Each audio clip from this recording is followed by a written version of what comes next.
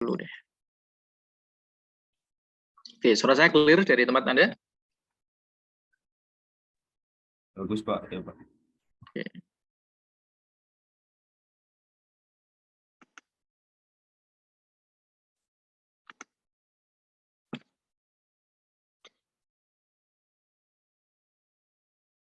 Oke. Apakah sudah terlihat tampilan PowerPoint-nya di tempat Iya, Anda? Pak. Sudah. Sudah, Pak. Oke.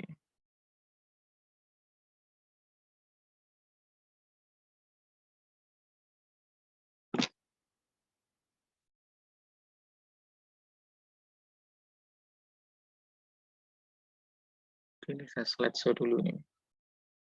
Belum tampil nih malah untuk tayangan slideshow. Oke, udah kelihatan ya. Oke, kita akan membahas kaitan antara ontologi, epistemologi, dan aksiologi, terutama nanti kita lihat ya ragam aksiologi itu apa saja bahasanya, termasuk juga aliran-aliran yang muncul di dalam aksiologi itu, kemudian kaitannya dengan ontologi, epistemologi, dan proses di dalam mengembangkan ilmu pengetahuan itu, kalau kita kaitkan dengan 3 bidang atau 3 ranah diskusi filosofis ini, itu seperti apa kaitannya, kemudian prosedurnya atau langkah-langkahnya seperti apa. Oke, kita ke bahasan yang paling awal dulu. Nah, ini adalah satu chart, satu graf apa namanya, gambar ya, yang Anda bisa melihat keterkaitan antara ontologi, epistemologi, dan aksiologi. Ini saya berikan judul posisi dan keterkaitan ya. Jadi Anda bisa melihat posisi-posisinya seperti apa, terus kemudian keterkaitannya seperti apa. Nah,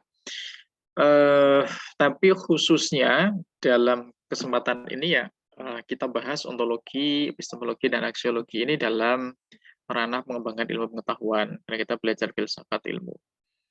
Nah,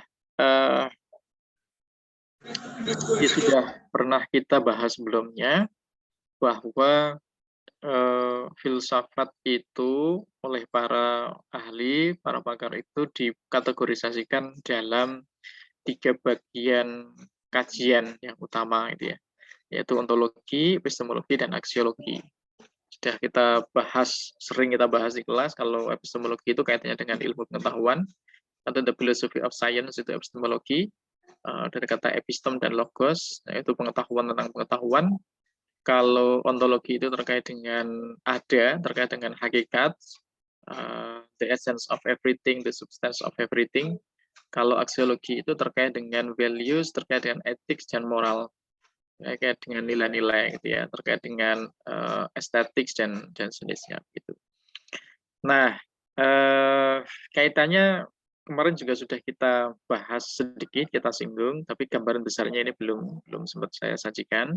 Kaitannya adalah kalau Anda mau mengembangkan ilmu pengetahuan, maka Anda harus mendasarkan pada ontologi dan aksiologi. Jadi bukan sekedar the nature of knowledge development-nya itu mengacu pada epistemologi itu saja bukan, tapi juga harus mendasarkan pada telaah ontologis. Nah, dari situ Anda akan bisa mengetahui apa yang layak untuk dijadikan sebagai objek ilmu pengetahuan, terkait dengan realitas, dengan kenyataan, dengan ada dan tiada dan sejenisnya itu. Oke, gitu ya. Jadi ini kemudian menjadi jelas. Tapi di sisi yang lain juga harus dipahami pula bahwa dalam pengembangan ilmu pengetahuan itu, ketika Anda bersandar pada epistemologi, kemudian juga mendasarkan pada hasil diskusi dan telaah ontologis terhadap objek ilmu pengetahuan, yang kemudian ada standar kebenaran macam-macam itu ya, caranya bagaimana yang tepat, yang benar untuk bisa mencari kebenaran ya, finding the truth gitu ya, mencari kebenaran atau to improve the knowledge, to develop the knowledge itu, maka juga harus didasarkan pada aksiologi. Nah, artinya kalau didasarkan pada aksiologi, didasarkan pada nilai-nilai. Jadi ilmu pengetahuan tidak hanya harus benar secara ilmiah, secara epistemologis, secara ontologis, tapi juga harus benar secara aksiologis, harus benar secara nilai itu sendiri. Nah, di sini kelihatan ketiga-tiganya itu saling terkait dan Anda tidak bisa mengabaikan salah satunya. Anda hanya pakai epistemologi saja tanpa ontologi itu pasti nggak bisa.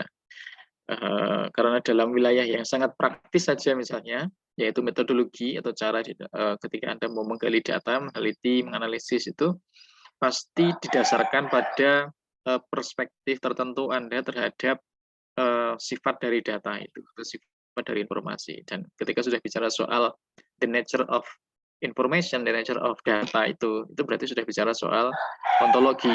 Sudah ada yang namanya datanya itu sifatnya tetap gitu ya, bisa dikaji, bisa diukur gitu. Ada yang sifatnya subjektif, sifatnya apa macam-macam gitu ya. Itu bahasanya ontologi juga gitu.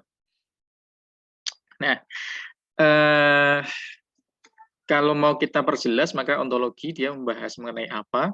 Jadi di objek ilmu pengetahuan itu sendiri. Kemarin kita sudah tegaskan juga ontologi itu objeknya ya soal realitas, objeknya soal ada, objeknya soal kenyataan. Terus kemudian akan bisa melahirkan banyak aliran filsafat ketika membahas tentang hakikat segala sesuatu di dalam ontologi ini.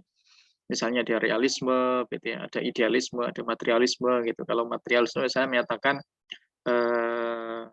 yang paling tepat untuk dijadikan sebagai objek ilmu pengetahuan itu ya sesuatu yang sifatnya material, gitu. Sesuatu yang sifatnya material, yang benda-benda, yang nyata, yang bisa diobservasi gitu.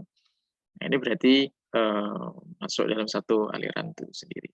Tapi ada juga misalnya idealisme. Idealisme memandang bahwa yang disebut dengan objek ilmu pengetahuan itu tidak harus sesuatu yang sifatnya material, tapi ide gagasan itu sendiri muncul dan dia bisa dikaji, dia bisa dikembangkan, dia bisa menjadi satu bidang tersendiri yang dia berguna untuk ilmu pengetahuan. Itu idealisme, ya. Dia membedakan diri bahwa kebenaran itu tidak terletak pada meternya, materialnya itu, tapi terletak pada the power of idea, pada kekuatan dari ide itu sendiri, begitu ya. Kemudian ada realisme dan seterusnya. Nah, nanti kita bahas kalau sempat ya, kalau soal realisme dan seterusnya nanti itu.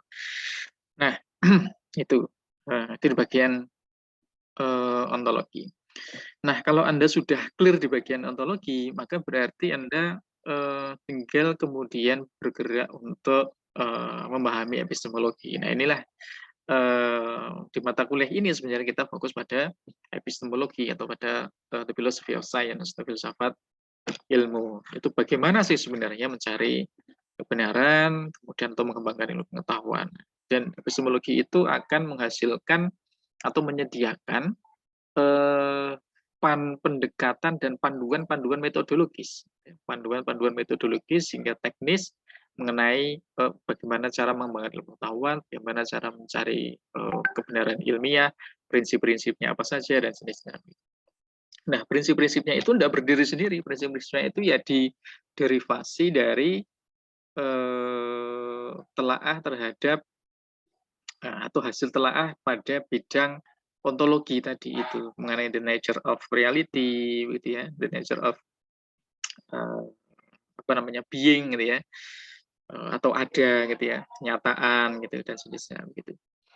Nah, aksiologi berarti dia lebih mempertanyakan soal dia menjadi justifikasi nilai, dia menjadi menjustifikasi salah benar dalam konteks hidup bermasyarakat, dalam konteks hidup dalam dunia yang lebih real begitu. Kenapa? Karena ada beberapa bagian dari epistemologi dan ontologi itu yang dia tidak kontekstual. Jadi ada dalam dunia yang sifatnya abstrak, dalam alam ide, misalnya soal prosedur ilmiah, soal teori dan sejenisnya begitu.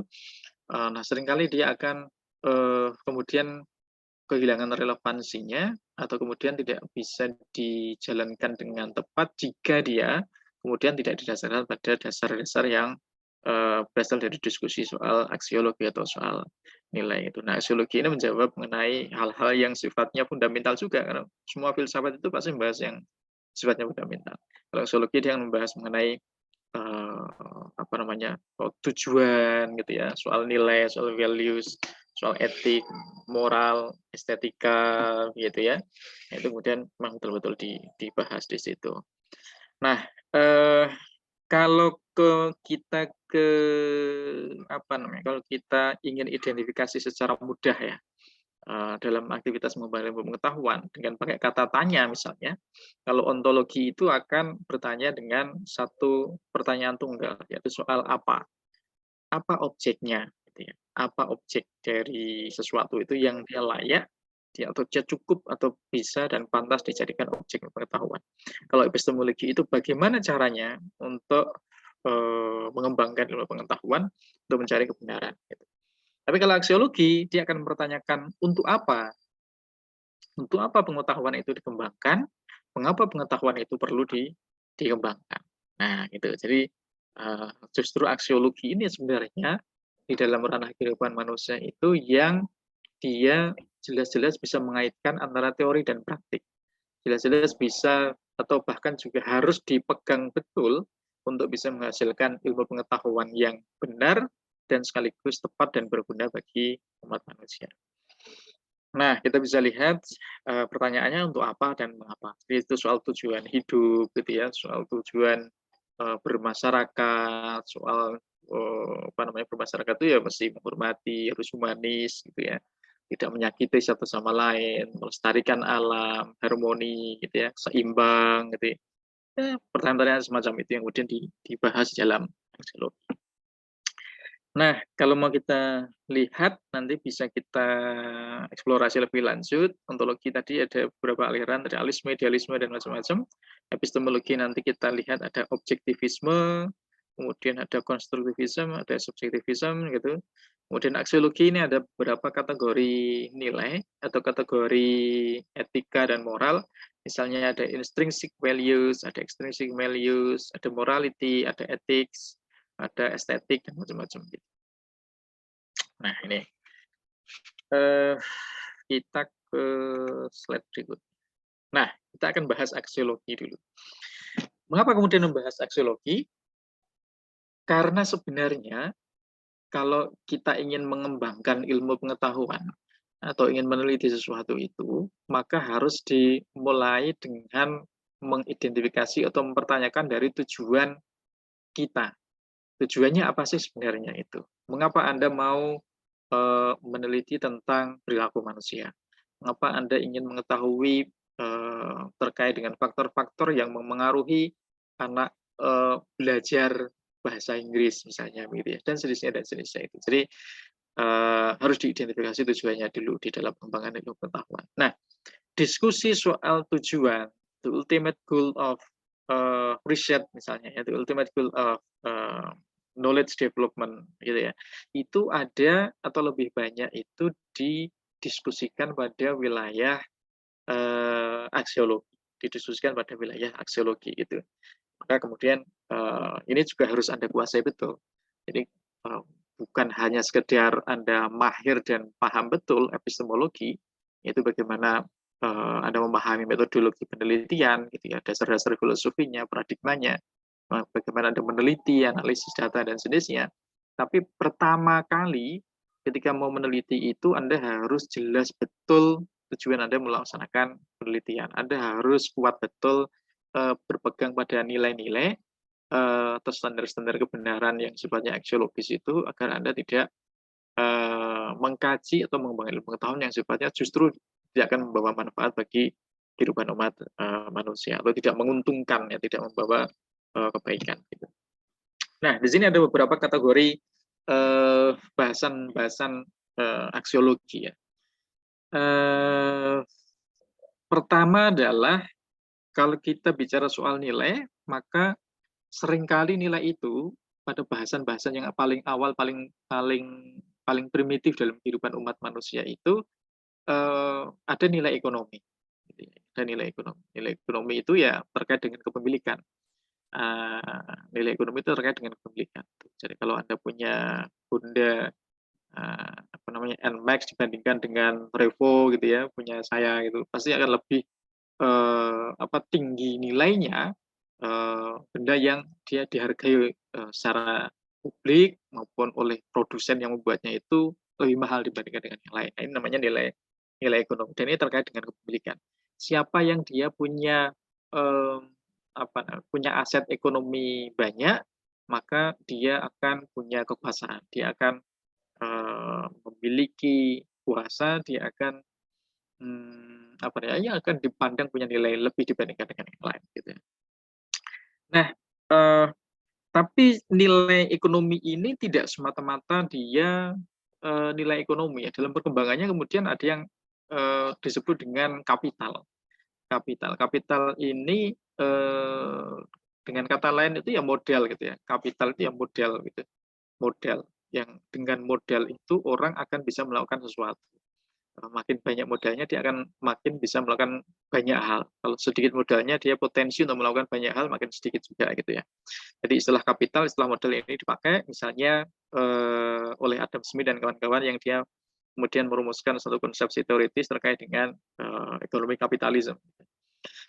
Nah, tapi kalau kemudian diperluas lagi, bukan hanya sekedar soal ekonomi saja, walaupun kemudian nanti akan punya pengaruh atau influence ekonomi ya, punya nilai ekonomi, tapi ada juga jenis kapital yang lain atau jenis modal yang lain. Misalnya adalah modal sosial. Ada modal sosial. Modal sosial itu bisa dilihat dari kekayaan budaya misalnya, bisa dilihat dari kekayaan nilai-nilai, bisa dilihat dari keragaman bahasa, keragaman tradisi budaya, upacara dan seterusnya begitu ya. Nah, atau bisa dilihat juga dari kaitannya dengan ekonomi adalah stratifikasi sosial atau hierarki sosial. Ini yang disebut dengan modal sosial. Ada yang kelas menengah bawah, kelas menengah betulan, ada yang kelas menengah atas, ada yang kelas atas. Itu dilihat dari income-nya, dilihat dari income generating-nya, dia sebesar apa, pemilikan rumah, gitu ya, dari bidang kerjanya dan seterusnya. Itu ini nilai juga, ini bagian dari nilai. Nah, ada yang juga kemudian disebut sebagai modal intelektual. Modal intelektual itu ya pengetahuan yang diakuisisi, yang diperoleh oleh seseorang itu. Makanya kemudian kalau Anda punya ijazah S1, S2, apalagi S3, Anda akan dilihat itu makin bertambah nilai Anda seiring dengan makin tingginya jenjang pendidikan yang bisa Anda raih gitu ya. Ini modal intelektual. Nah, dan pasti ada nilai ekonominya juga. Ada nilai ekonominya. Jadi perusahaan-perusahaan itu ya dia akan cenderung untuk bisa meng-hire orang yang dia punya modal intelektual yang baik. Walaupun tidak harus berupa degree atau diploma, tidak harus berupa ijazah, tidak harus S2, S3. Tapi intelektual itu ya bisa berupa kemampuan atau kompetensi untuk berpikir kreatif, inovatif, imajinatif, gitu ya. Keterampilan-keterampilan kerja yang kolaboratif itu bisa menjadi modal intelektual tersendiri, gitu ya. Tapi kalau mau melamar kerja di tempat-tempat yang memang membutuhkan modal intelektual, semacam di sekolah, di kampus, itu ya memang intelektual yang dimaksud tentu adalah intelektual kaitannya dengan penguasaan ilmu pengetahuan, bidang-bidang akademik. Ada juga kemudian model kultural. Nah, ini hampir sama dengan sosial. Model kultural ini adalah misalnya ya semacam privilege kultural. Kalau kita lihat di masyarakat ada orang-orang yang sangat dihormati, public figure, tokoh masyarakat, gitu ya, kaum agamawan, begitu. Nah, dia punya model kultural gitu. Ya seringkali kalau di masa-masa pilihan politik ya, jelang pilihan presiden gitu atau gubernur atau apa macam-macam, mereka didekati untuk dirayu agar bisa menjadi legitimasi suara, menjadi legitimasi suara. Begitu satu public figure yang dia punya modal budaya tinggi, banyak itu ya, audiensnya banyak itu, dia akan bisa punya influence, dia akan bisa mengaruhi audiensnya untuk bisa mengikuti pilihan-pilihan politik dia. Gitu. Nah, ada juga model yang lain, yang ini sebenarnya bisa masuk di intelektual dan seterusnya, yaitu misalnya adalah informasi. Nah, sekarang seringkali disebut sebagai informasi itu ya kekuasaan gitu ya. Begitu Anda pakai informasi, bahkan Anda bisa mengarahkan informasi, Anda bisa membangun wacana, Anda bisa membuat satu framework di media massa, maka Anda bisa menguasai massa itu sendiri, Anda bisa menguasai masyarakat itu sendiri untuk diarahkan ke arah tertentu misalnya. Gitu. Jadi informasi ini juga sekarang sudah menjadi model sendiri gitu. Adanya gap informasi antara orang-orang yang dia dari kalangan menengah ke bawah, yang dia tidak bisa akses ilmu pengetahuan karena pendidikannya rendah misalnya, dengan informasi dan pengetahuan yang dimiliki oleh orang yang berpendidikan tinggi, yang dia punya kapabilitas untuk menelaah teori, memahami teori, konsep, memprediksi ekonomi, soal resesi, soal macam-macam itu modal yang benar-benar akan bisa dilihat kebergunaannya ketika kita mau bicara soal karir, bicara soal ekonomi dan sejenisnya. Gitu. Nah, berikutnya ada yang disebut dengan nilai intrinsik dan ekstrinsik. Nah, ini juga kategori nilai ini. Nilai intrinsik itu adalah nilai yang ada di dalam dirinya sendiri, ada di dalam benda atau sesuatu itu sendiri. Jadi kalau Anda punya kambing, ya, ya dia punya nilai intrinsik, yang memang dikandung oleh hewan yang bernama atau binatang yang bernama kambing itu sendiri.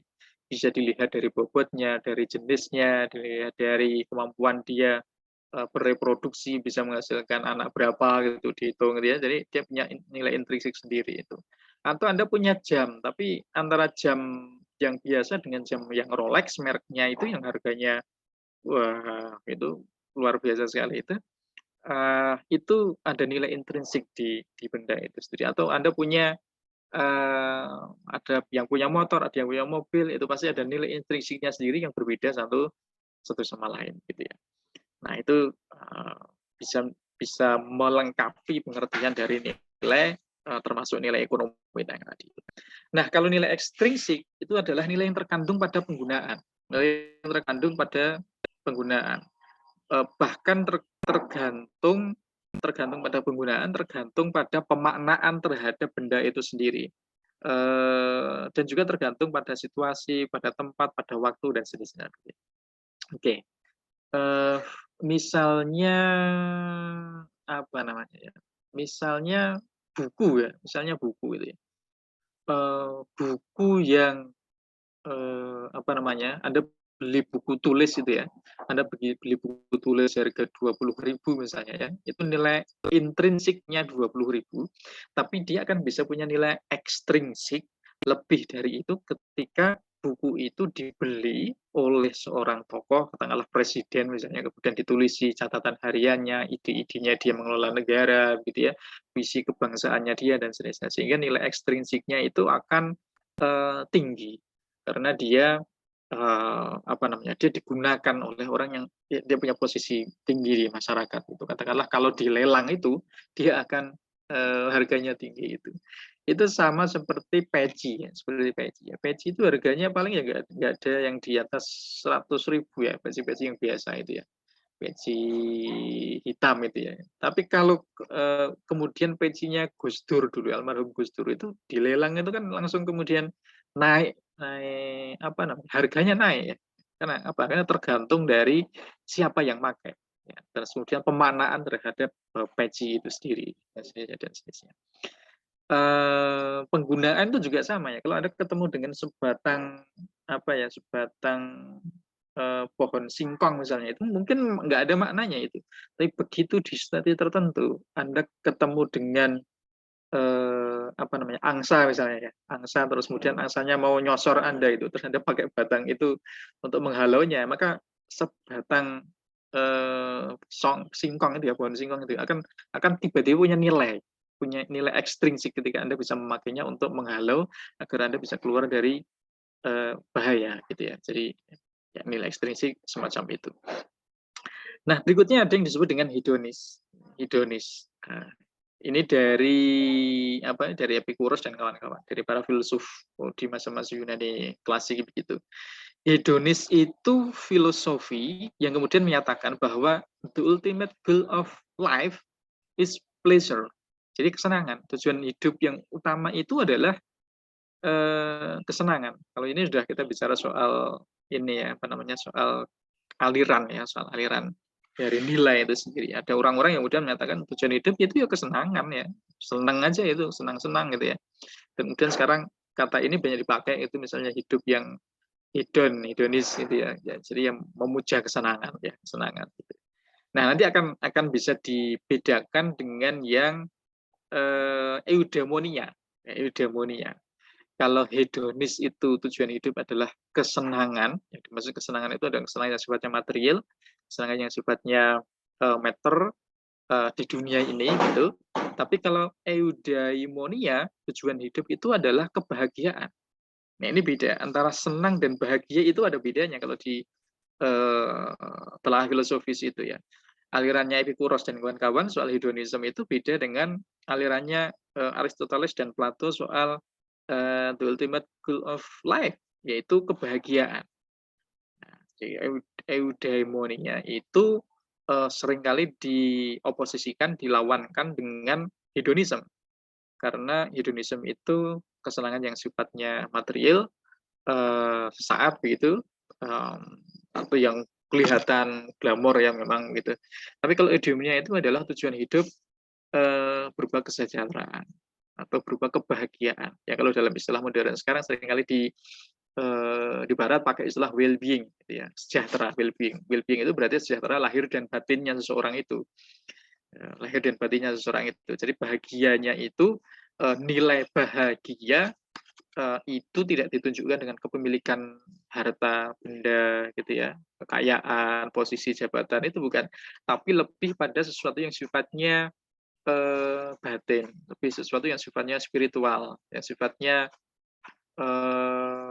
apa ya, eternal ya, itu abadi, yang sifatnya perennial gitu ya. Bahkan kalau Plato dia menyatakan the ultimate goal of life is the life after death gitu ya. Jadi hidup setelah mati gitu. Jadi dia udah membayangkan itu. Ya, Plato itu jauh sebelum ini ya. Kalau kita baca tentang sejarahnya jauh sebelum Nabi Muhammad, itu jauh sebelum apa namanya, misalnya kalau di timur itu ada Buddha, Gautama dan kawan-kawan gitu. Oke, dia sudah berpikir soal apa namanya, kebahagiaan setelah mati, itu Plato. Nah, kalau Aristoteles ya hidup itu bahagia, sejahtera, tapi kemudian dia membatasi juga, dia di dunia ya, hidup bermasyarakat gitu ya, gitu. Tapi beda dengan yang hedonis tadi, yang sekedar pleasure, sekedar kesenangan, memuaskan diri. Jadi hedonis itu kepuasan diri, kesenangan diri itu sendiri. Nah, ini ada kaitannya juga antara hedonisme itu dengan egoisme, gitu ya, dengan egoisme. Dan di sini akan kita bisa buat perbedaannya secara diametral juga, atau opposite ya, atau antonimnya. Egoisme itu versus altruism, gitu ya. Altruism itu. Kalau egoisme itu memuaskan diri sendiri untuk kepentingan diri sendiri. Orang melakukan sesuatu, orang berpikir mengembangkan ilmu pengetahuan macam-macam ya. Kalau kita konteksnya filsafat ilmu, itu tujuannya adalah untuk kepuasan diri sendiri, untuk kepentingan diri sendiri, untuk karir dewe-dewe ya gitu. Semacam itu. Tapi kalau altruism itu adalah orang atau paham yang mementingkan atau lebih mengutamakan kepentingan orang lain, orang banyak dibanding dirinya sendiri. Itu altruism. Jadi ada pribadi-pribadi yang sering kita kenal sifat karakter orang itu altruis ya, maka dia dermawan gitu ya, sering bantu orang, mikirin orang lain gitu ya. Para negarawan itu seringkali dia altruism ya, karena dia mikirin negara gitu ya. Guru, pendidik itu kan mikirin orang lain, orang banyak, mikirin anaknya orang, itu mikirin bangsa, mikirin pertumbuhan ekonomi negara dan bangsa. Itu seringkali para cerdik cendekia, para intelektual itu dia lebih altruism dibandingkan dengan egoisme atau egoisme itu sendiri. Nah, ini masih kaitannya dengan the ultimate goal of life gitu ya. Ada hedonisme, ada eudaimonia, ada egoisme, ada altruisme tadi itu. Nah, sekarang ke kategori yang lain, yaitu terkait dengan ada satu aliran namanya utilitarianism. Dari kata utility, kalau Anda belajar bahasa Inggris, utility itu ya apa utility, utilitas, kebergunaan ya, nilai barang-barang yang bisa dipakai lah istilahnya gitu ya, yang berguna gitu ya. Nah, sesuatu yang bernilai, kalau kita bahas aksiologi, yang bernilai itu kalau hedonis tadi yang bernilai itu ya kesenangan, kesenangan, egoisme yang bernilai ya yang ada gunanya untuk diri gitu ya, yang mementingkan diri gitu ya. Kalau eudaimonia ya yang bernilai itu ya bahagia yang eternal gitu. Nah, kalau utilitarianisme itu yang bernilai itu adalah sesuatu yang berguna, gitu ya, sesuatu yang berguna, sesuatu yang menguntungkan. Nah, lawannya berarti adalah sesuatu yang nggak ada gunanya, gitu ya. Sesuatu atau bahkan kalau nggak ada gunanya itu kan kayak netral gitu ya. Tapi ada juga itu lawannya menguntungkan, lawannya sesuatu yang berguna itu adalah lawannya adalah yang merugikan, merugikan. Jadi tidak sekedar nggak ada gunanya, tapi lebih dari itu merugikan. Nah, itu lawan dari utilitarianisme itu. Jadi kalau orang punya paham utilitarianisme, maka dia memandang sesuatu yang berguna itu, sesuatu yang bernilai itu adalah sesuatu yang menguntungkan, sesuatu yang kemudian berguna bagi hidup seseorang itu. Dan utilitarianisme ini dalam konteks sosial itu berarti adalah memaksimalkan segala sesuatu untuk kebahagiaan dan kesejahteraan hidup bersama. Nah, kalau dari sini bisa kelihatan bagaimana utilitarianisme ini dalam konteks sosial ini beda jauh dengan egoisme tadi itu. Beda jauh dengan hedonisme tadi itu. Tapi tidak berdiri secara diametral dengan eudaimonia. Karena ketika memaksimalkan sesuatu untuk kebahagiaan dan kesejahteraan bersama, bisa saja kebahagiaan dan kesejahteraan bersama tadi, well-being tadi itu adalah yang dimaksud oleh Aristoteles dan Plato tadi itu. Jadi bisa inline juga sebenarnya ya utilitarianisme ini untuk menjadi support system dari tercapainya eudaimonia alam Aristoteles dan Plato itu. Nah, salah satu bagian diskusi tentang utilitarianisme itu adalah dia mengatakan utilitarianisme ini masuk dalam kategori konsekuensialisme, konsekuensi dari segala sesuatu, yaitu paham atau aliran bahwa benar salahnya sesuatu itu ukurannya dilihat dari konsekuensi dari tindakan. Nah, gitu ya. Kalau tindakannya itu menguntungkan, ya benar gitu ya, ya baik gitu yang bernilai. Kalau tindakannya merugikan, ya dia keliru, dia salah gitu. Dia harus dijauhi gitu ya. Itu konsekuensialisme. Jadi utilitarianisme itu sama dengan atau masuk dalam kategori konsekuensialisme yang melihat benar salahnya sesuatu itu dilihat dari konsekuensi tindakan itu. Tokohnya misalnya ada Jeremy Bentham dan macam-macam, ini tokoh dari Inggris. Nah, ada juga misalnya ketika diskusi soal nilai, soal values itu ya, paham pragmatisme. Nah, pragmatisme kalau Anda belajar nanti ya soal filsafat pendidikan akan ketemu dengan tokoh namanya John Dewey gitu ya. Tapi sekarang kita tidak bahas John Dewey. Kita bahas salah satu tokoh dari pragmatisme juga namanya William James. Nah, dia menyatakan bahwa pragmatis itu adalah lebih mementingkan sesuatu yang sifatnya berguna juga. Tapi agak beda dengan utilitarianisme, sesuatu yang berguna itu. Yang berguna dalam pragmatisme itu adalah yang bisa dipakai untuk tujuan tertentu, dia sifatnya lebih operasional, bisa digunakan untuk mencapai tujuan tertentu gitu ya. Nanti kita lihat kalau kita bicara soal teori-teori kebenaran, itu ada namanya teori kebenaran pragmatis. Ada namanya teori kebenaran pragmatis yang menyatakan bahwa sesuatu itu disebut atau dipahami atau bisa dilabeli sebagai benar jika sesuatu itu bisa bekerja. Nah, misalnya ada orang merumuskan teori itu konsep gitu ya.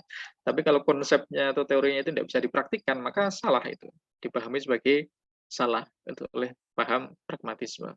Kemudian kalau kita kontekstualisasikan dalam dunia pendidikan, pragmatisme ini misalnya sesuatu yang dipelajari tapi nggak bisa dipakai di dalam dunia pendidikan, di dalam Anda mempelajari kurikulum tertentu ya, pelajaran tertentu tapi nggak bisa dipakai, yaitu nggak usah dipelajari mestinya, itu menurut pragmatisme karena nggak ada gunanya. Gitu ya, Anda belajar sin, kosinus, tan itu nggak ada gunanya, menurut pragmatisme ya nggak usah dipelajari gitu ya. Tapi nanti kalau menurut aliran filosofi perennialism, itu ya, academic scholar itu ya jadi penting juga, gitu. Jadi tergantung alirannya masing-masing. Nah, itu William James. Nah, ada dua yang terakhir ini terkait dengan nilai, terkait dengan values yang menjadikan manusia itu sebagai pokok bahasan yang utama. Yang pertama adalah humanisme, yang kedua cosmopolitanism itu. Humanisme kalau Anda masih ingat itu kan satu aliran filosofi yang dia turut atau ikut lahir bersamaan dengan pencerahan di Eropa ya. Dengan cara meminggirkan apa namanya doktrin-doktrin yang dominasi kekuasaan gereja ortodok di Eropa begitu, maka humanisme kemudian muncul bersamaan dengan sekularisme, liberalisme gitu ya, rasionalisme dan kawan-kawan gitu ya. Nah, kalau kita lihat secara aksiologi, maka humanisme itu dia bertujuan untuk memanusiakan manusia. Jadi yang bernilai itu adalah yang bisa memanusiakan manusia, yang bisa menjaga harkat martabat manusia itu dikatakan bernilai. Jadi kalau ada satu upaya pengembangan ilmu pengetahuan yang dia justru punya potensi menurunkan derajat manusia atau merugikan manusia, maka itu menurut humanisme ya nggak benar, gitu ya, nggak benar. Ya. Pengetahuan, kebijakan, undang-undang, peraturan, pendidikan dan macam-macam itu ya harus bisa memanusiakan manusia, harus bisa mendorong dan memfasilitasi aktualisasi diri manusia dan menjadikan manusia itu sebagai ukuran untuk benar dan salah. Ya, kenapa? Ya karena hidup di dunia ini itu pusatnya manusia. Ini yang sering juga kalau mau dibahas lebih lanjut itu satu paham yang disebut dengan antroposentris. Dari kata antro itu kan manusianya, sentris itu pusat. Jadi paham yang berpusat pada manusia. Jadi humans ya itu menjadi standar ukuran untuk segala sesuatu. Tapi kemudian ketemu bahwa humans itu nggak sama, beda-beda, maka kemudian standarnya juga beda-beda. Nah, yang cosmopolitanism ini adalah paham yang memahami bahwa manusia itu satu komunitas yang sama. Seringkali saya katakan itu bahwa kita itu di bumi ini cuma ada satu ras itu ya, ras manusia gitu ya. Etnisnya beda-beda tapi kan tetap manusia juga itu. Tetap manusia ya. Maka paham cosmopolitanism ini paham yang dia berorientasi untuk hidup harmoni antara satu orang dengan orang lain, walaupun dia beda social background-nya, ethnicity-nya, religious belief-nya, values-nya, tradition-nya, macam-macam, customs-nya gitu ya, dengan mengesampingkan ras dan lain-lain. Nah, dengan Anda memahami ini atau mempelajari ini ya, setidaknya ini kan sebagai pengantar itu, maka kemudian Anda akan bisa memiliki satu rumusan atau pegangan. Kira-kira kalau Anda mau mengembangkan ilmu pengetahuan untuk riset skripsi Anda, untuk riset karya ilmiah Anda yang mau dilombakan, itu bisa ada lomba-lomba karya ilmiah mahasiswa itu dan seterusnya itu harus jelas itu tujuannya. Jadi nilai apa yang Anda pegang, gitu ya. Tujuannya apa Anda mau mengkaji sesuatu itu. Jadi harus benar jelas nilainya, dilihat untung ruginya dari sisi aksiologi gitu ya. Jadi saya tuh saya sampai sekarang relatif menolak kalau diminta jadi dewan juri. Walaupun saya dulu senang ya ikut lomba ilmiah macam-macam itu. Jadi tapi sekarang saya menolak untuk jadi dewan juri ilmiah itu karena seringkali ngaco juga. Jadi banyak kalau saya lupa tahun berapa terakhir itu sini dewan juri itu diminta karena nggak ada yang lain. Oke, saya sanggup itu, tapi gagasan-gagasan yang dilombakan itu seringkali gagasan-gagasan yang apa ya, nggak jelas pertanyaannya. Jadi mereka mempunyai jawaban, tapi sebenarnya nggak ada yang nanya. Ya. Itu kayak membuat inovasi bagaimana si anak itu bisa belajar membaca, mereka membuat kartu, buat permainan, buat game, macam-macam itu. Tapi sebenarnya nggak pakai itu tuh justru lebih efektif. Jadi kreativitas yang sebenarnya kreativitas yang mubadir gitu ya. Terus kemudian kartu apa, media apa gitu ya. Ya, Doraemon nanti pintu kemana saja gitu. Ya gitulah model-modelnya gitu. Kemudian jadi apa namanya ya, nggak esensial ya, lomba-lomba kayak gitu nggak esensial. Jadi Menurut saya ya, ini nilai yang saya anut itu nggak esensial, nggak ada gunanya. Oke, karena nggak dipakai beneran ya, cuma untuk dilombakan. Oke, ini Anda harus bisa. Tapi kalau Anda punya academic standing yang kuat, oke, nggak salah. Tapi kalau nggak punya ya tadi. Nah, berikutnya ini kayaknya agak mengerikan ya ini apa namanya grafik yang saya buat ini. Ini saya buat rentang, ragam, dan kaitan ontologi dan epistemologi. Dan harus dibuat kayak gini karena kalau nanti nggak jelas itu, tidak jelas kaitan ontologi sama epistemologi itu semacam apa. Walaupun kemarin sudah kita bahas 1-2 ya, clue-nya seperti apa. Nah, oke teman-teman sekalian. Kalau Anda lihat di sini,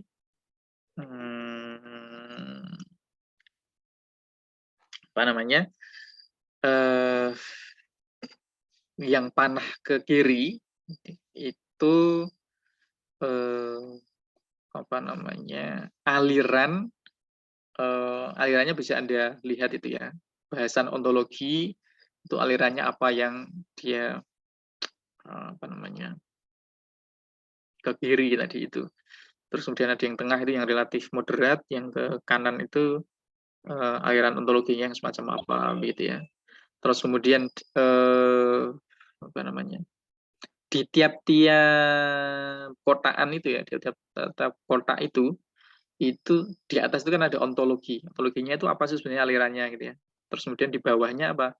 Kalau misalnya nih ya, kalau ontologinya itu dia meyakini kebenaran realis itu sesuatu yang itu adalah yang apa namanya, yang secara real ada dalam bentuk benda, matter gitu ya, dalam bentuk things, sesuatu yang ada betul, benda empiris itu, empirical based evidence itu, maka epistemologinya itu adalah objektivism, gitu ya. Ontologinya, epistemologinya itu objektif. Jadi kebenaran itu, epistemologi kan kaitannya dengan bagaimana mencari kebenaran, gitu, menggapai kebenaran. Nah, kebenarannya itu dicapai dengan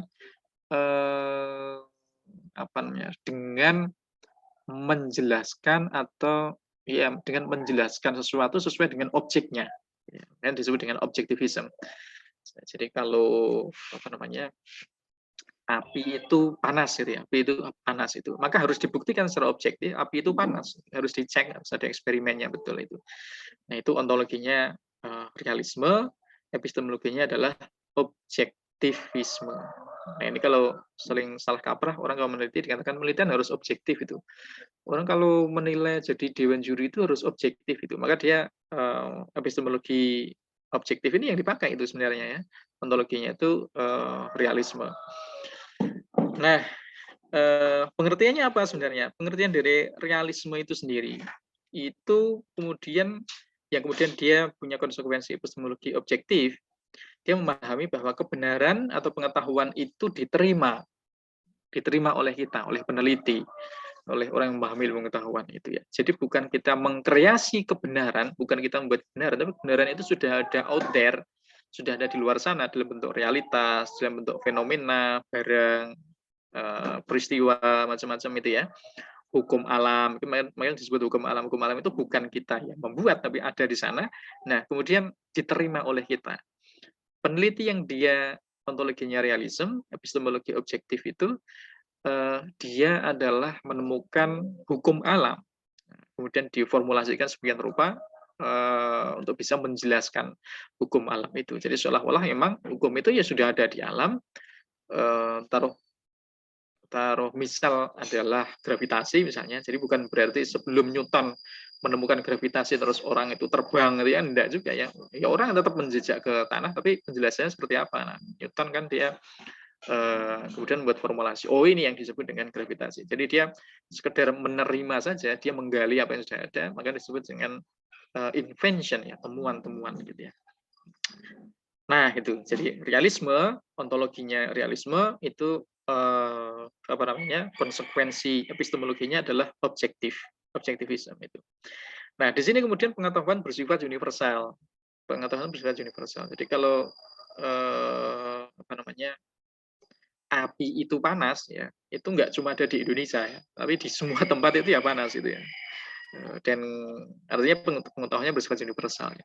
Bersifat kebenarannya bersifat sama atau relatif sama di banyak tempat, banyak konteks. Jadi tidak tergantung pada konteks, terutama untuk sains gitu ya, hukum-hukum alam dan jenisnya itu. Dan beberapa hal yang termasuk sosio humaniora tapi kemudian dipahami secara positivisme itu juga bisa juga itu.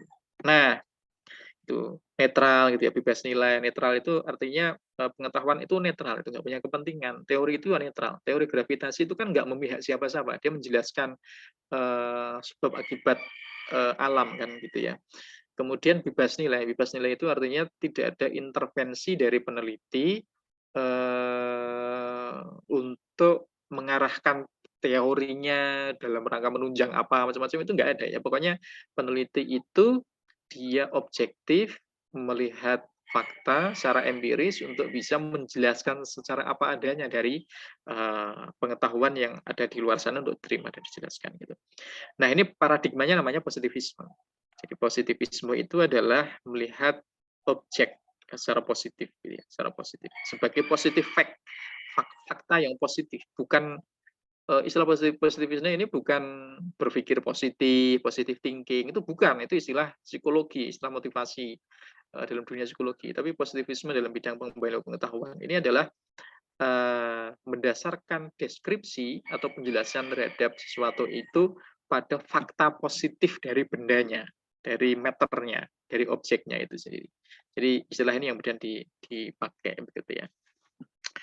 Nah, dalam pengembangan pengetahuan. Nanti kalau dalam sosiologi itu ada juga itu positivisme oleh Auguste Comte gitu kan, itu ada kaitannya ya, ada, tapi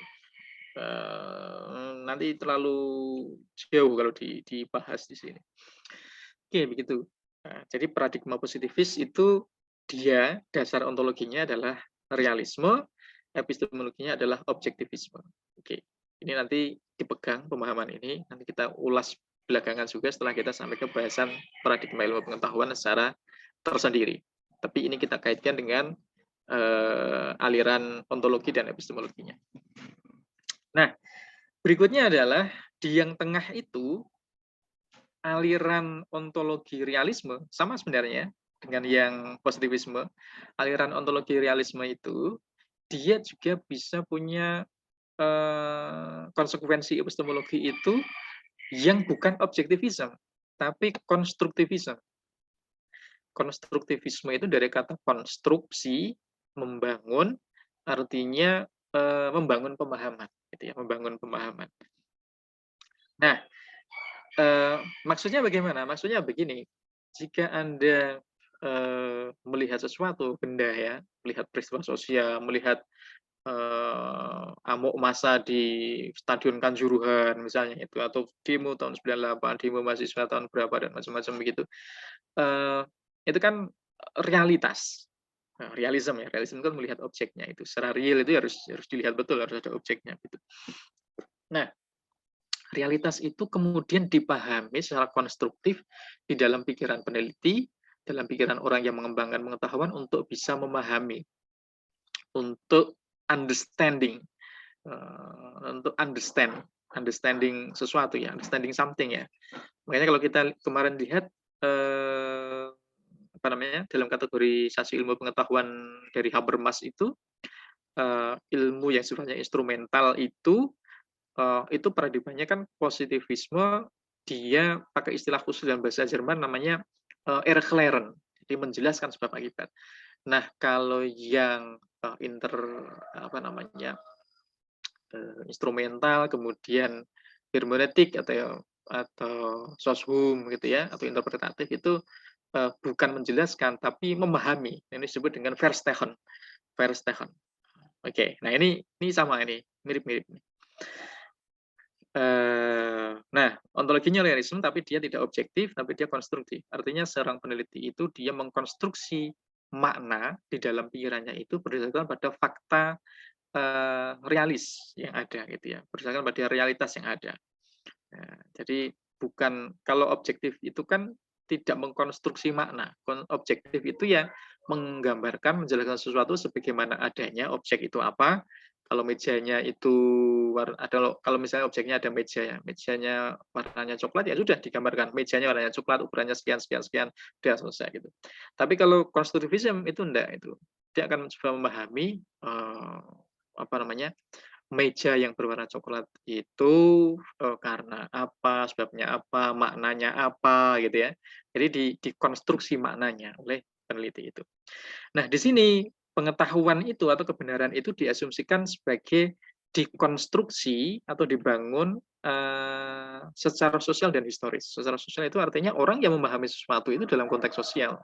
Anda memahami benar salah itu ketika Anda ada dalam lingkungan tertentu, Anda diajari, terus kemudian Anda mengalami, Anda learning by doing, experiential learning, Anda pernah ditipu, Anda pernah menipu, pernah bohong, pernah dibohongi gitu ya, sehingga Anda bisa mengkonstruksi pengetahuan terkait dengan sesuatu yang diajarkan kepada Anda itu. Jadi Anda betul-betul memahami itu, terus kemudian Anda memiliki pemahaman, oh kalau orang kayak gini itu berarti dia suka berbohong itu. Kalau orang kayak gini itu gini, oh terus kemudian Anda memaknai ya. Oh, sahabat yang baik itu ya begini gitu ya, sahabat yang kalau begini nggak sahabat namanya. Nah, itu Anda mengkonstruksi makna. Jadi pengetahuan kebenaran itu Anda konstruksi secara sosial lewat pergaulan Anda, pengalaman Anda gitu. Dan juga secara historis. Historis itu artinya dalam rentang waktu tertentu dari dulu sampai sekarang gitu ya. Nah, oke. Nah, dengan demikian sifat pengetahuan itu adalah sosial gitu ya. Sifat pengetahuan itu sosial. Pengetahuan itu enggak universal. Kenapa? Ya karena apa namanya? Asumsi pengetahuan itu dikonstruksi secara sosial dan historis. Kalau yang positivisme tadi ya itu kan pengetahuan di luar sana terus kemudian dijelaskan begitu saja. Nah, kalau ini kan enggak, ini dikonstruksi. Pengetahuan yang positif tadi itu universal, kalau ini bersifat sosial. Contohnya adalah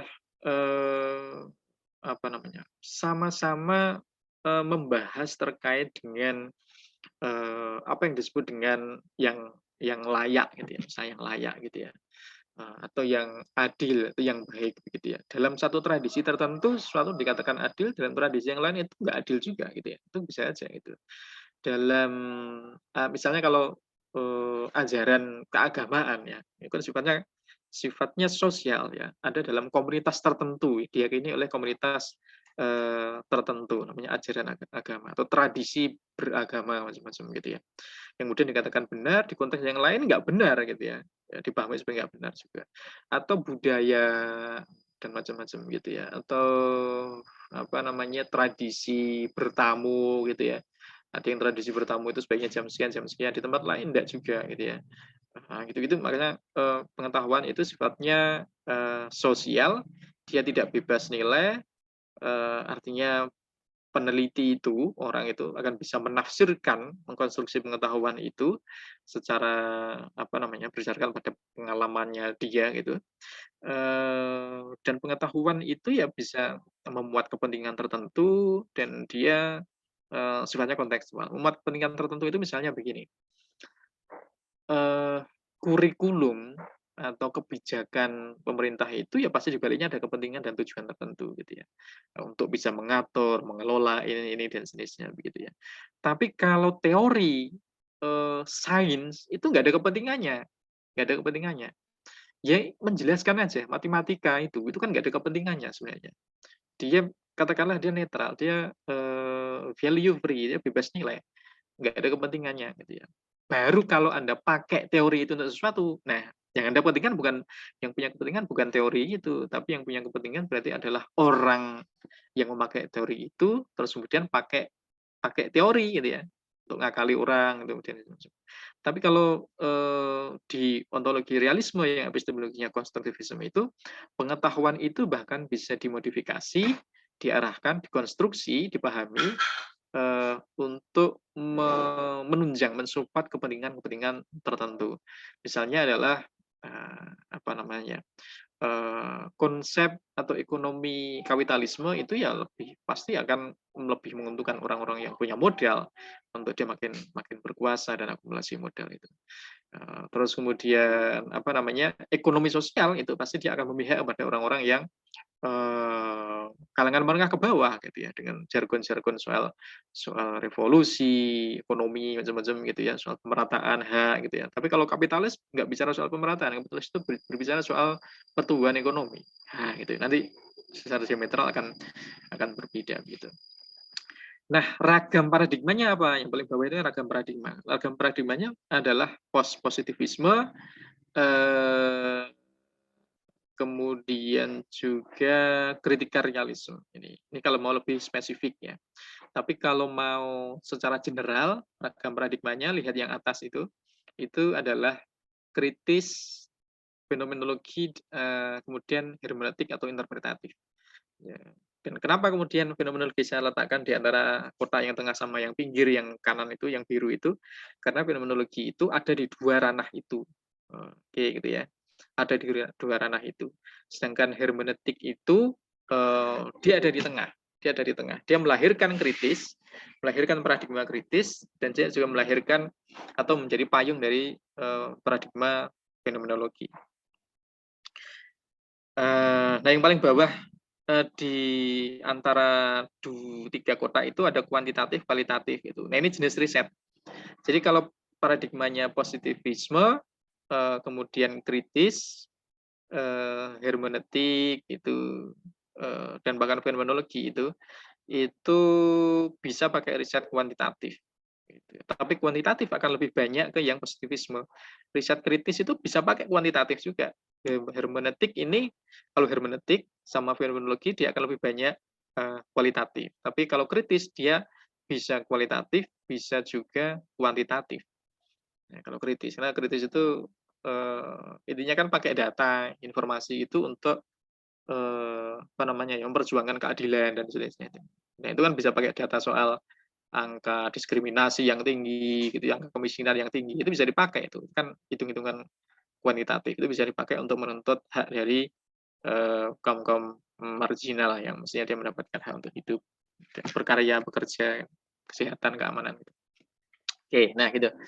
Nah, kemudian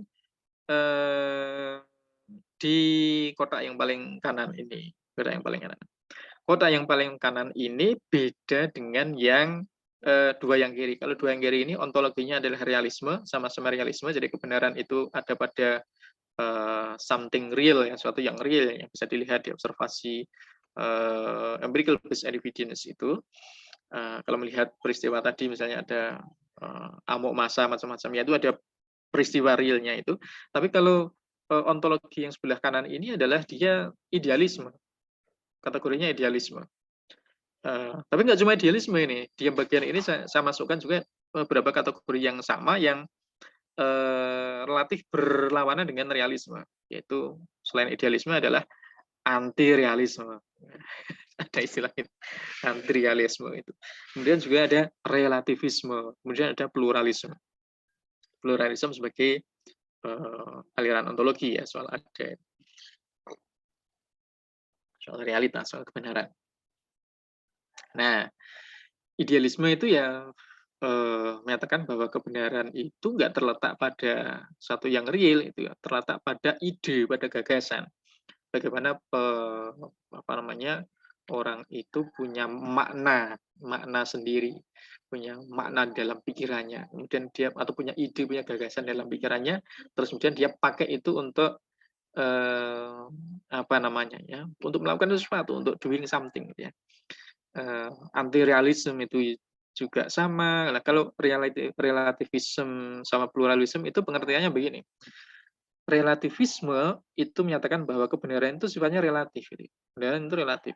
Kalau positivisme tadi itu objektif, itu kebenaran itu sifatnya objektif, harus ngacu pada bendanya itu atau objeknya itu, digambarkan begitu saja. Kalau epistemologi konstruktif itu bendanya atau objeknya itu kemudian dikonstruksi maknanya atau ya pengetahuannya itu dikonstruksi oleh peneliti, orang yang memahami benda atau realitas itu, maka kalau relativisme itu menyatakan bahwa kebenaran itu sifatnya relatif. Kebenaran itu sifatnya relatif itu. Bukan hanya pada konteks sosial, tapi bahkan pada level satu orang dengan orang yang lain itu. Jadi punya standar kebenaran yang beda-beda dalam melihat realitas ya, dalam melihat realitas. Jadi anti-realisme itu nggak lihat realitas ya. Realitasnya semacam apa ya dia akan ignore, dia akan neglect, dia akan mengabaikan dengan menyatakan bahwa sesuatu yang tampak seperti itu sebenarnya bisa jadi nggak seperti yang kita lihat gitu ya. Dia ingin melihat sesuatu di balik itu sebenarnya apa ya. Ya, relatif itu. Pluralnya juga sama. Itu kebenaran itu nggak tunggal itu. Kebenaran itu nggak tunggal. Kebenaran itu jamak. Kebenaran itu banyak. Ini kan sangat bertentangan dengan yang positivism bahwa kebenaran itu sifatnya universal. Pengetahuan itu universal. Tapi kalau yang bagian ini idealisme, anti realisme, relativisme, pluralisme itu kebenarannya itu banyak itu. Kebenaran itu sifatnya banyak dan relatif. Relatif artinya nggak tetap. Sekarang dan nanti itu bisa aja beda itu. Sekarang dan nanti. Sekarang saya ngomong ini 1 detik kemudian bisa aja beda itu menurut relativism itu. Esok ngomong apa, sore ngomong apa. Esok dele sore tempe. Nah, gitu. Nah, epistemologinya itu adalah subjektivisme. Nah, Anda bisa melihat pembedaannya. Kalau epistemologi yang sebelah kiri itu objektivisme, yang tengah konstruktivisme, maka yang kanan ini subjektivisme. Subjektivisme itu berarti sangat sesuai dengan ya subjek itu. Subjek dianggap individu yang otonom untuk dia ngomong apa aja gitu. Dia subjektif gitu. Subjektif itu. Nah, itu dia sudah independen dari realitas. Dan independen dari realitas gitu. Nah, kalau begitu seperti apa konsep kebenarannya? Kebenaran itu diasumsikan sebagai milik pribadi yang unik. Ya, milik pribadi yang unik, atau orang nggak bisa intervensi. Lalu aku punya pegangan kayak gini ya udah atau enggak? Ini pikiranku sendiri. Ngapain kamu ngurusi misalnya gitu ya? Gitu ya. Jadi punya standar kebenaran masing-masing gitu ya. Gaya tulisku ya begini, itu misalnya buat karya ilmiah itu. Gaya tulisku ya begini, gini, buat aturan begini-gini, saya konsisten begini. Gitu. Kebenaran itu milik pribadi dan sifatnya unik gitu, sifatnya unik. Nah, dengan demikian pengetahuannya sifatnya bagaimana? Pengetahuan itu bersifat personal, relatif ya, relativisme tadi itu dan jamak dari konsekuensi dari pluralisme tadi itu. Contohnya ini ya contoh yang paling mudah kalau kita mau lakukan riset itu riset fenomenologi ya. Anda lihat yang di atas itu. Ada positivisme, kritis, hermeneutik, interpretatif, dan fenomenologi. Nah, fenomenologi itu adalah riset yang mengarahkan peneliti untuk untuk menggali pengetahuan personal dari informan penelitian. Pengetahuan personal. Nah, ini ada misalnya kayak riset-riset narasi ya, narrative inquiry. Narrative inquiry itu misalnya ada pengalaman guru mengajar gitu ya. Ya sudah itu pengalaman guru akan digali, diwawancarai, kemudian dijabarkan, dikategorisasikan oleh peneliti sehingga hasil penelitiannya ya berupa refleksi atau pengalaman reflektif dari guru yang mengajar itu. Misalnya dia mengajar bahasa Inggris ya udah bertahun-tahun gitu ya. Dia akan refleksi bagaimana kurikulumnya itu dipahami sebagai yang misalnya kurikulumnya terlalu akademik gitu ya, nggak praktis, terus kemudian terlalu menuntut, beban administrasi banyak gitu ya. Jadi pengetahuan bersifat personal itu kemudian diangkat, kemudian diangkat oleh peneliti. Nah, ini mungkin agak sama tapi jelas berbeda dengan yang positivism. Kalau positivism itu kan ya pengetahuannya diterima begitu saja. Yang bagian ini yang subjektivisme itu pengetahuannya diterima begitu saja, tapi pengetahuan orang ini yang diterima begitu saja itu pengetahuan orang. Jadi peneliti tidak menginterpretasikan pengetahuan orang itu. Jadi dia relatif tidak melakukan interpretasi. yang dilakukan lebih pada kategorisasi pengalaman, gitu. Kategorisasi pengalaman, kategorisasi pengetahuan, klasifikasi pengetahuan, atau teoritisasi pengetahuan yang sudah dimiliki oleh orang tadi itu, yang sifatnya subjektif. Oke, gitu ya. Nah, ini paradigma ilmu pengetahuannya apa ini? Nah, ini misalnya postmodernisme dan kawan-kawan. Nanti kalau saya sebut yang lain ada banyak, ada postmodernisme, dekonstruksionisme, Derrida, gitu ya. Ada poststrukturalisme dan kawan-kawan itu. Nah, ini sangat sangat banyak dan apa ya? Ada 1-2 mahasiswa yang coba-coba pakai ini, gitu ya. Ada yang gagal, ada yang berhasil. Ya, apa. Nah, ini kualitatif. Kalau bagian kanan ini risetnya kualitatif. Ini enggak ada yang risetnya kuantitatif. Tapi kalau yang tengah, yang kotak tengah itu ada yang kuantitatif, ada yang kualitatif. Nah, kalau yang kiri, yang positivism itu enggak ada yang kualitatif, hanya kuantitatif. Jadi yang tengah ini yang relatif dia memang moderat ya, moderat, epistemologinya moderat atau paradigmanya moderat, yaitu yang kritis, hermeneutik itu moderat. Oke, di sini ya. Mungkin Anda agak berat memahami ini, tapi dicatat-catat begitu ya. Anda bisa cari googling, coba penjelasan yang lain di internet, di macam-macam begitu, tapi nanti rata-rata akan ketemu dengan pemahaman yang sama. Rata-rata akan ketemu dengan pemahaman yang sama.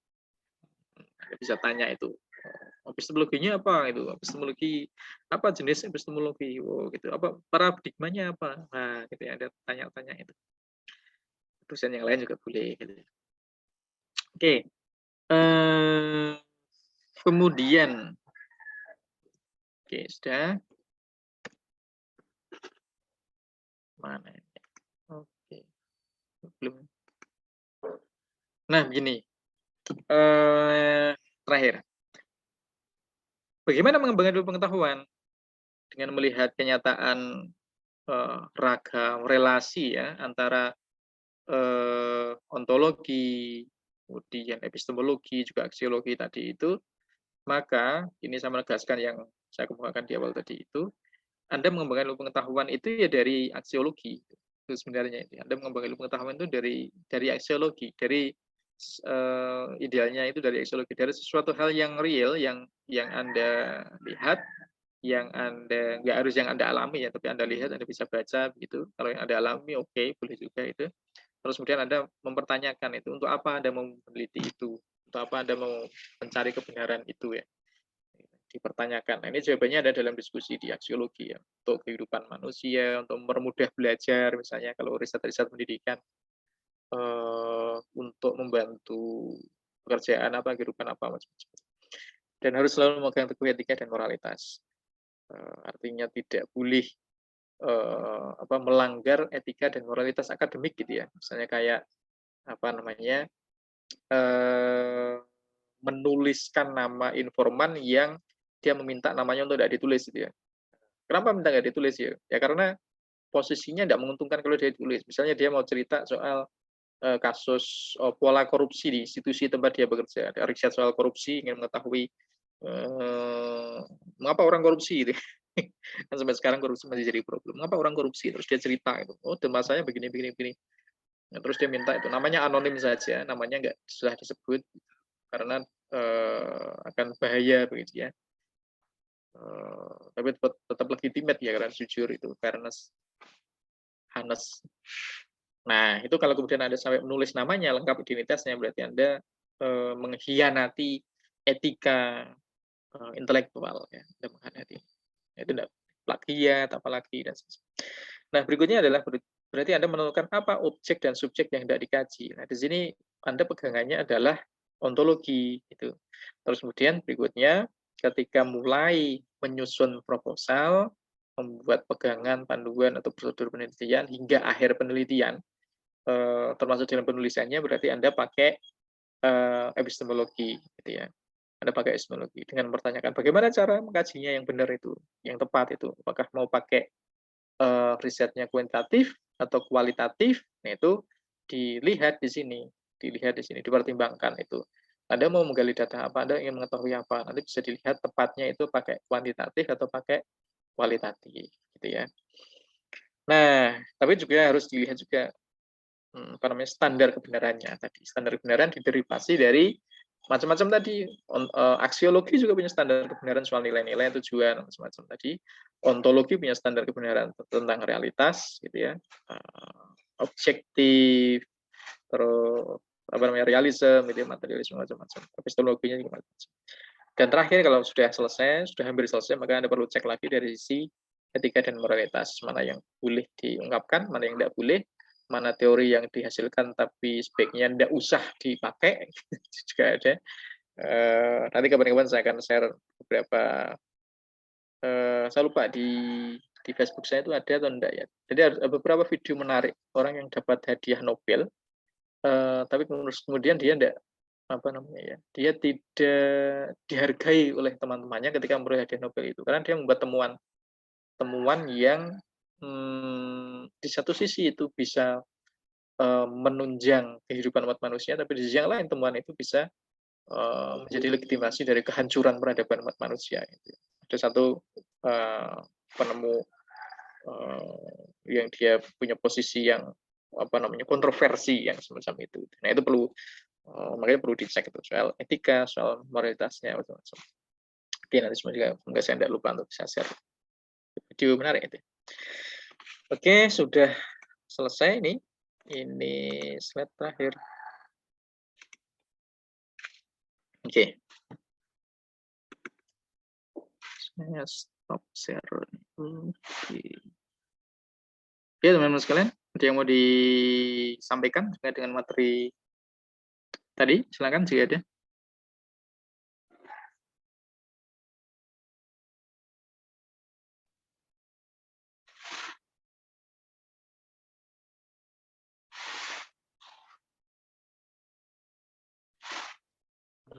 Pak, saya mau tanya Pak, Ya, silakan. kalau etika dan moralitas itu dianggap sama atau berbeda? Etika sama moral. Iya. Oke. Itu hal yang relatif sama aja sih sebenarnya. Dalam wilayah praktik itu sama aja. Dalam wilayah praktik itu, misalnya orang yang punya moral bagus ya etikanya bagus juga gitu ya. Orang yang menghormati, misalnya ada laki-laki terus kemudian di jalan, di kampus, di kos gitu ya, ketemu dengan teman perempuannya itu jika kesulitan, maka dia begitu dia punya moralitas yang bagus, maka dia akan menghargai dengan tidak melecehkannya, dengan membantunya gitu ya, dengan menjaga batas privasi yang privat dan yang publik, yang bisa dilakukan boleh dilakukan, mana yang enggak dan sebagainya gitu.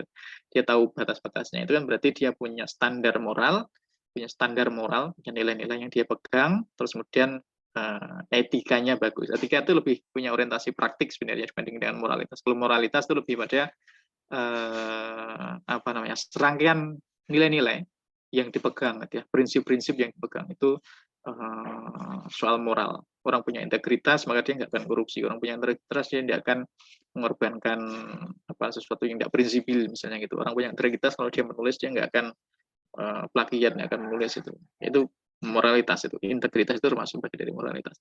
Tapi kalau etika itu ya praktik dari moral tadi, praktik dari nilai-nilai tadi itu. Itu nanti akan beda lagi dengan etiket. Kalau etiket itu praktik untuk jamuan makan. Ya makan minum di tempat tertentu gitu ya. Etiketnya seperti apa? Tata krama lah ya, tata krama. Itu seperti apa? Lebih ke komunikasi, interaksi sosial itu ke etiket. Kalau etika lebih praktik, dia wujud dari moralitas itu sendiri, tapi moralitas itu merupakan standar yang lebih kokoh.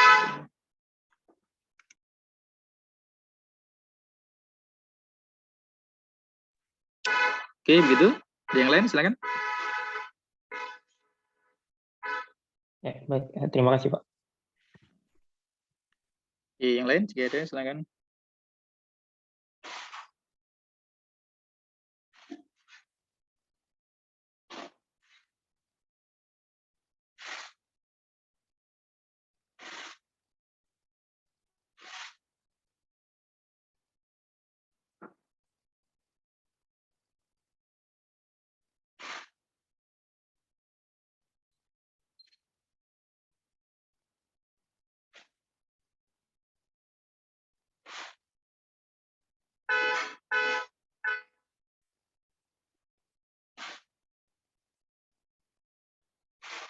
Oke, kalau nggak ada saya akhiri ya obrolan kita pada kesempatan hari ini. Semoga Anda bisa memahami materi, bisa nangkep. Kalau enggak silahkan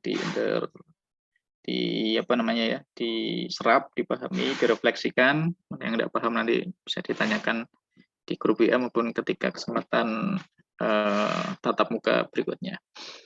Oke, terima kasih. Selamat siang. Assalamualaikum warahmatullahi wabarakatuh. Waalaikumsalam warahmatullahi wabarakatuh. Selamat siang.